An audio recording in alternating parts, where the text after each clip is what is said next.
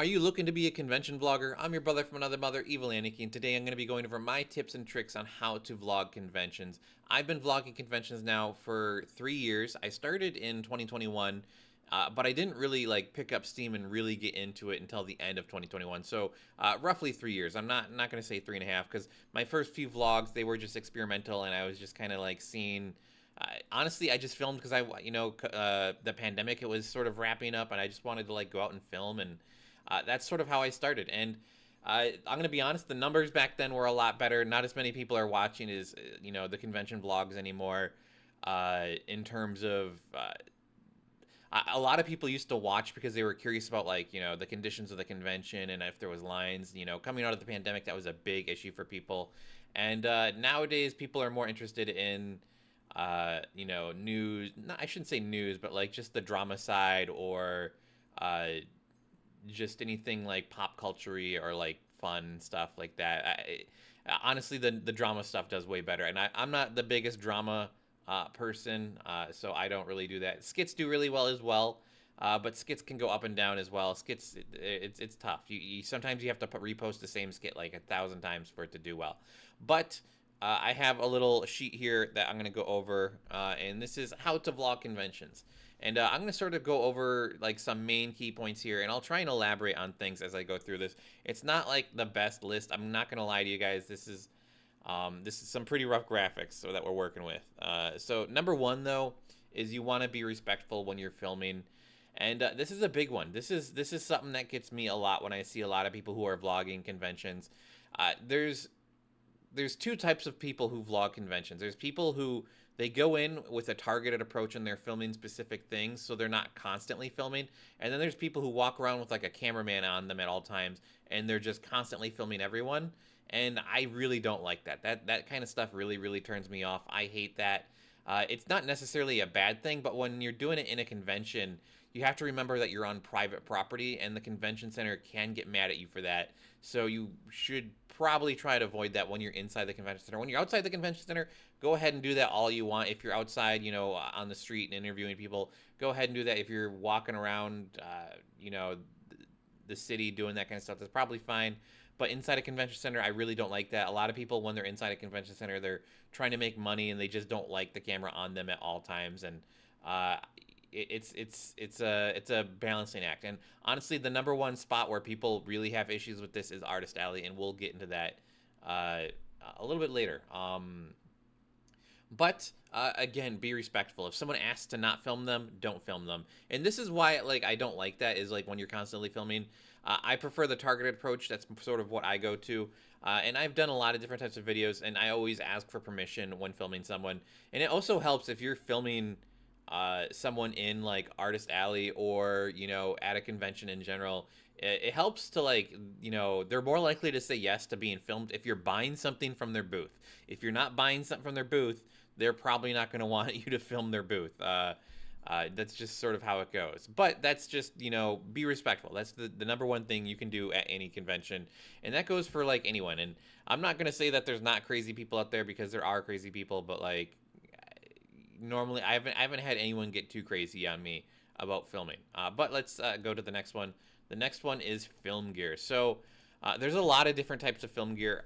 When I started off, I was using a really crappy camera that I think I spent maybe, I don't even know how much I spent on it. It was cheap. It was like $50, not even, and I regret getting that thing. I used it a few times and I hate it.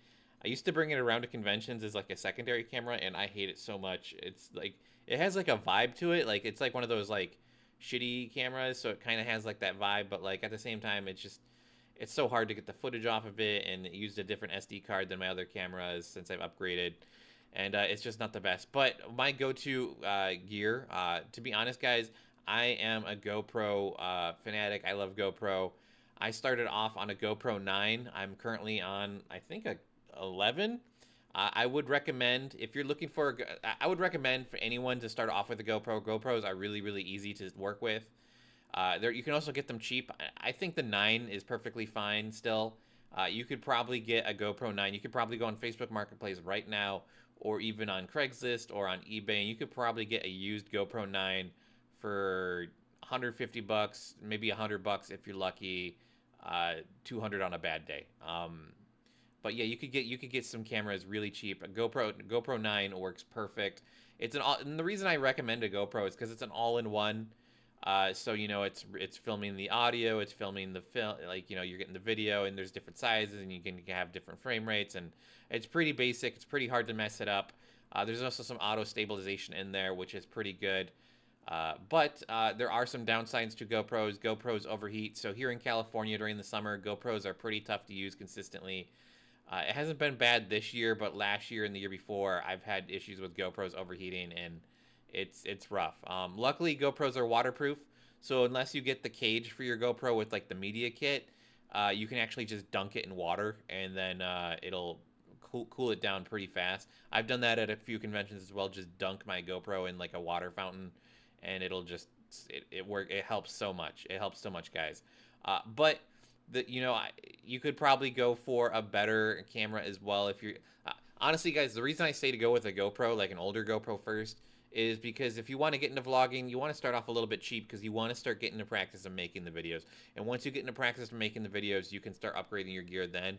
You don't want to go like all in at like right away, because if you go in all in right away, you're really going to have difficult like my current GoPro and setup is like $500, right? That's how much I paid for it. And I'm gonna be honest, guys. Like you don't need to spend $500. You can spend $100 and get an older GoPro and be perfectly fine. The main reason mine is so expensive is because I have an extra battery thing in it, and so it lets me film for longer. So like, and that's a thing that you're gonna get used to as well. So when you're filming, you're gonna get used to like I go with the target approach, but it's also uh, you don't want to overfilm, but you don't want to underfilm, and it's a balancing act, guys. Trust me on that.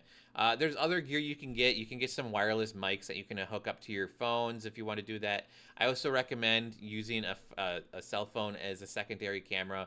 That's what I do nowadays instead of bringing another camera with me. Sometimes I'll have a second GoPro.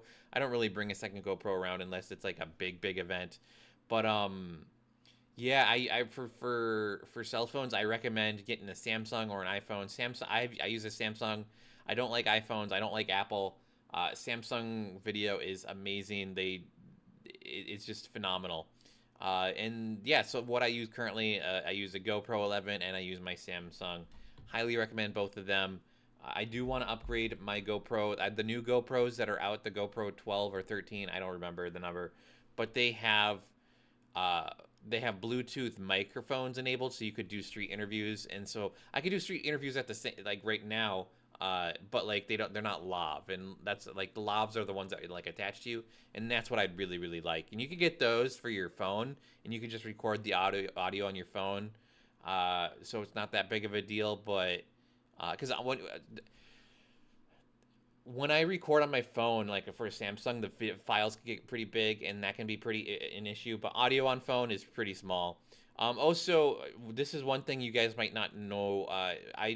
When editing a lot of my videos, I've noticed that going between my phone and my GoPro, if I edit using both pieces of like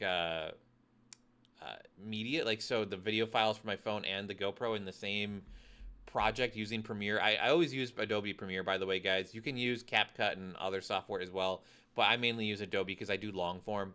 And sometimes I will get errors about like oh, there's an error on this frame, and it's because I'm mixing my camera phone from my cell phone and my GoPro.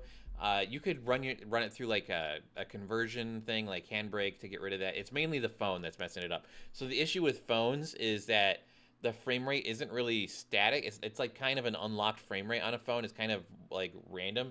The GoPro is a lot more stable. The footage is a lot more stable. But the phone, it kind of like varies. I don't really understand it, but it's kind of a technical issue. The phone does shoot at a very, like it's a very high frame rate, but it just kind of bounces around, and it's just kind of random. So I don't really understand that. But there's other gear you could get as well. I recommend, a lot of people bring secondary like bring photo cameras with them, and I recommend getting like a cheap Canon or a cheap photo camera is fine to start with. You don't want to get an expensive photo camera right off the bat. Getting something cheap so you can like start taking photos and practicing and working with like depth of field and aperture and all that stuff. That's something to be cognizant of. I also recommend bringing like a tote bag or something to carry your camera in. And this is one reason why I like having a GoPro versus other types of cameras. Like GoPros are super sturdy. I could drop my GoPro on the ground and kick it halfway across the room, and it's gonna work just fine. GoPros are so sturdy. They're also waterproof, and it's amazing. There are different battery types for GoPros. You get the white batteries for the GoPros. They have like 30% extra juice on them, and you can get battery packs for your handheld thing as well. That's what I got as well. Uh, let's see. There are some other additions to the newer GoPros, like other lenses types that you can snap on. I haven't really messed with that because I'm not upgraded to that yet. I'm hoping to this year, maybe next year, early next year, I'll upgrade my GoPro. And honestly, you don't once you get a GoPro, you don't need to upgrade for a while. Like I was on my GoPro 9 for like 2 years, and then I upgraded them to the GoPro 11, and I've had the GoPro 11 for maybe like a year and a half now, maybe something like that. I don't know. Uh, Maybe I've had them both for about a year and a half. I don't know. It's somewhere around there. But yeah, not too bad. But let's move on to our third one. I think that's pretty good for the gear. You can get better gear as well. I really want to get what do they call them? There's other action cameras you can get, but I recommend starting with the GoPro because you can get them super cheap. Moving on, my pro tips for filming. Okay, so pro tips for filming. Number one, always ask for permission to film people. Number two, uh, make sure you're holding the camera up. Like the one of my issues with the GoPros is that like the head can swivel like this, even though you're holding it up like this. Make sure you're getting this. Sometimes it's better to be filming in like a fisheye if you're doing like walkthroughs through conventions, so that way you can get better views of like the hallways. Also, you want to linger on objects. So like if you are filming a booth, you want to just like people have a tendency to like just sort of let me go full screen. People have a tendency to like do this constantly to be moving. You want to really get in there and just go up there and just hold it for a little bit and then maybe do a little bit of movement. Even sometimes not even doing movement is fine. You want to do that because if you're doing like this, you can see there's like a lot of motion blur. And so if I have this, like I'm going like this, I'm just walking by and I'm filming someone's booth or I'm filming, people. You're gonna like all your footage is gonna have motion blur, and it's gonna suck. And that's a big issue I've had in the past, and that's why I like shooting on higher frame rates because that way, if I do have like a fast movement like that, so I'll shoot on like 120 frame FPS.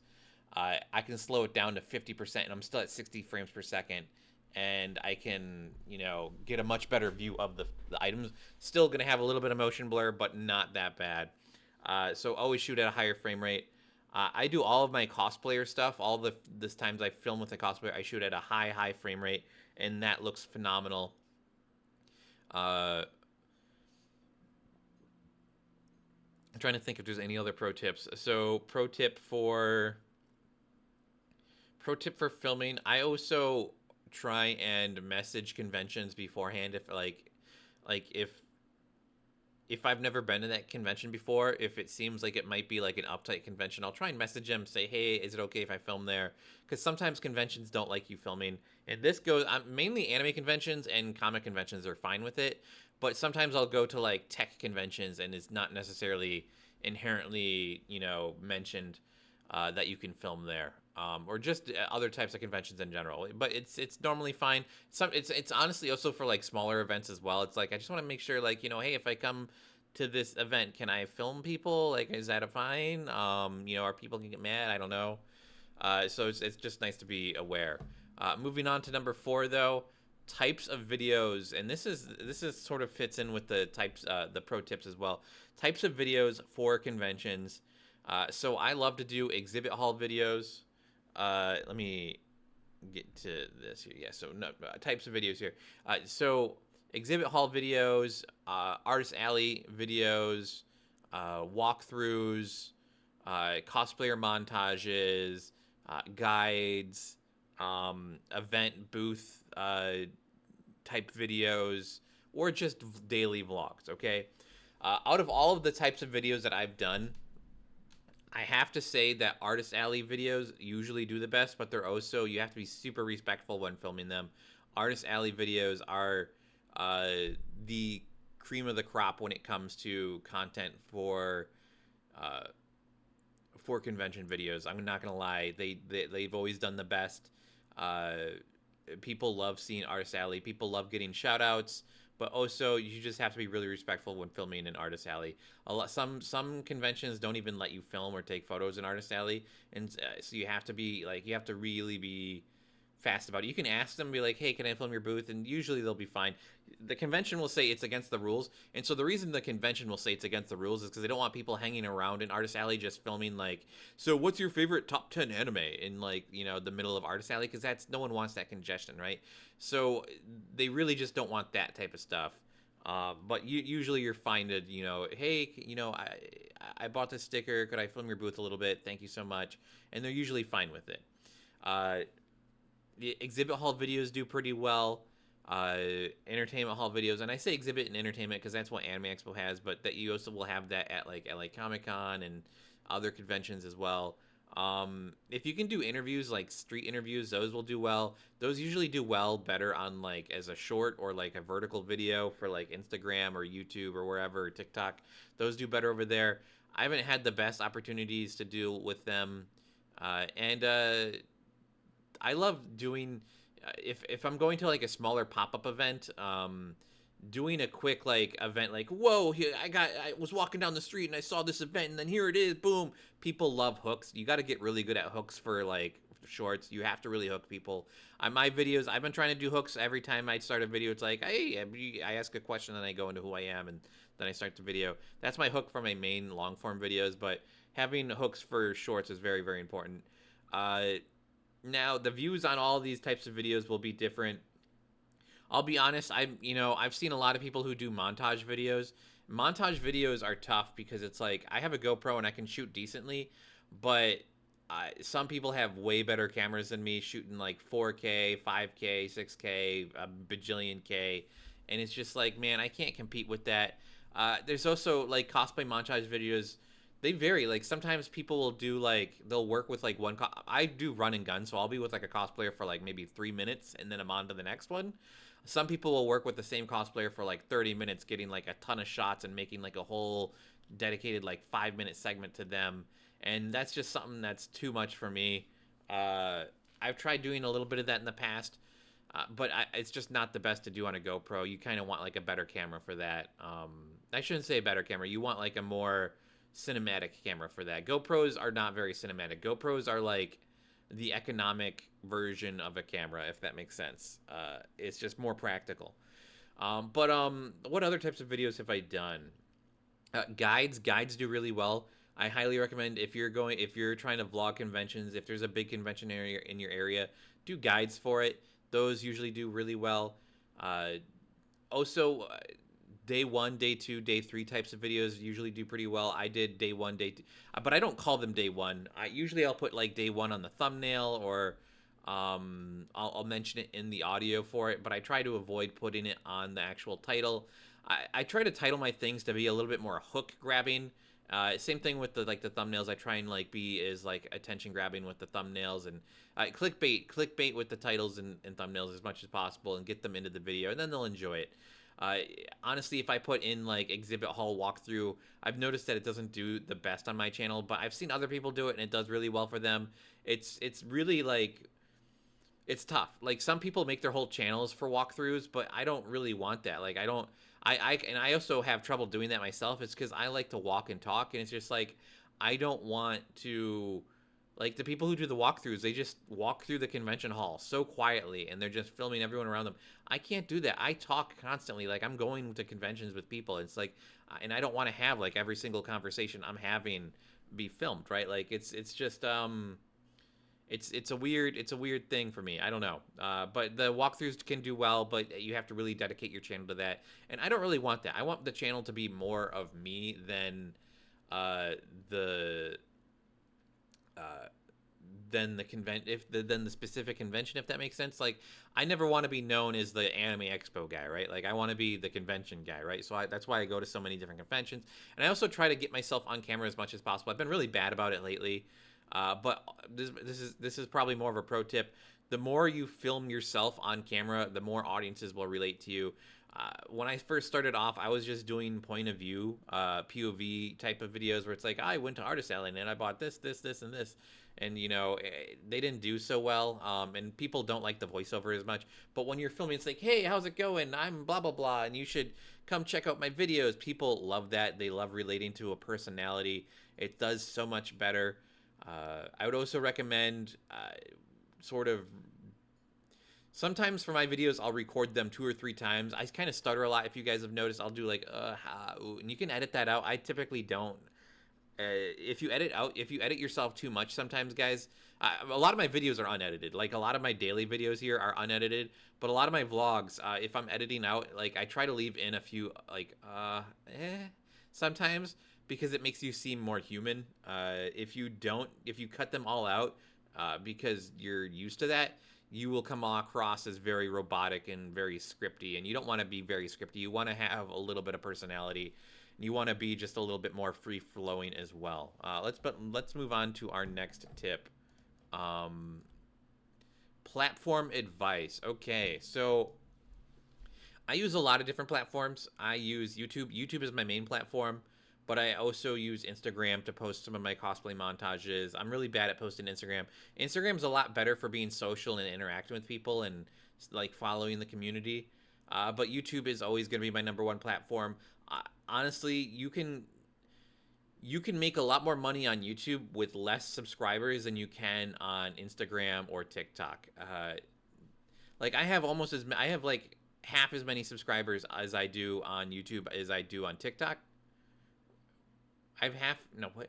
Okay, so I've got like right at the moment I've got about like 2,000 subscribers on YouTube, and I've got like 1,000 subscribers on TikTok, and then like 600 on Instagram. I make no money from Instagram. I make no money from TikTok.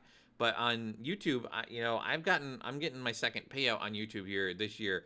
This year I got my channel monetized last year, and I got my first payout in January, and I'm getting my next payout this month here in August, and I think I'll be making like I'll have made like a $250 off of YouTube so far. Not the best, but also not the worst. Honestly, like, that's more than I've made from Instagram, and I've posted so many Instagram videos, and I've posted so many TikToks. And I'm gonna say this, you can make money on TikTok, you can make money on Instagram. It's just, that's just not my thing. I like making long form content. I like talking. I like being more personal like this. I feel like this is more authentic to me. I specialize in editing short videos, and I just can't edit myself to be a short video. It just drives me insane. But let's I prefer YouTube. YouTube, you can be a little bit more candid like this, and YouTube also lets me swear, and I can swear in a log form video like this. Like, I can say shit, crap. I don't typically swear, guys. I'm not big on swearing. But YouTube's a little bit more friendly with the swearing, because you're not making a 3-minute video and then it's just going to get shadow banned. And that's the thing with Instagram too, is like, I feel like I've tried posting to Instagram, and it's like I see people make these videos and they get like millions of views, and then I try to make a similar video and it just does nothing, and it's just, I don't understand. So YouTube is a lot more user friendly, in my opinion. YouTube is a lot easier to get started on. I highly recommend YouTube. Moving on though, the last piece of advice is press pass goals. So once you start filming conventions, maybe about after a year, you can start applying for press passes. This is something that I still work on. I sometimes get press passes, and sometimes they're not called press passes. Sometimes they're called content creator passes. And I hate that. Like, because it's like content creators are also like cosplayers, and so sometimes you have to get it into your mentality that a vlogger is a content creator, and like so is a cosplayer. It's kind of a weird thing. Some conventions don't approve of content creators or vloggers, like Anime Expo, or a lot of the larger conventions. They want proper like press people for conventions, and it's just, they're not going to give it to you unless you're of a certain size. If you're of a certain size, they'll give it to you. I think New York Comic Con, they want like 50,000 subscribers, which is a lot. But I can get approved for most anime conventions because I've got so much anime convention footage on my channel, and so I'm a very dedicated niche channel in that sense. But I do a lot of conventions in general, so I've gotten press passes into normal conventions as well. And normally, like a lot of the normal conventions that I go to, like tech conventions or all the weird conventions. I haven't done as many lately, but like usually they'll just let you in because they're usually free and or they're trying to get more notoriety in general. They're usually really chill about that. Anime conventions are a little bit more commercial about who they let in. Same thing with comic book conventions. And then the last thing I want to touch on is streaming versus filming. Uh, this is also something I've I know a few people who stream like constantly, and it's tough to stream at conventions because your service will go down so often. It's easy to stream smaller events like pop-up events and like smaller anime meetup events as well. But streaming at large conventions can be really tough because there can be really bad service inside convention centers, especially with so many people in like a close proximity. Cell service will really go down the gutter, and yeah, you just have to be more aware in situations like that. But I prefer filming. Filming is way better. You're gonna get higher quality out of your footage. Streaming, you're gonna be getting really bad quality of your phone, from your stream, and it's just like I love watching like other people, like other streamers and content creators. So I watch a lot of like Sea Dog VA, right? When he does a lot of vlog, like streaming vlogs, and you'll notice in his edits they have to do a lot of editing to make his streams work for YouTube videos because like his stream goes down so often, and that's the issue with streaming.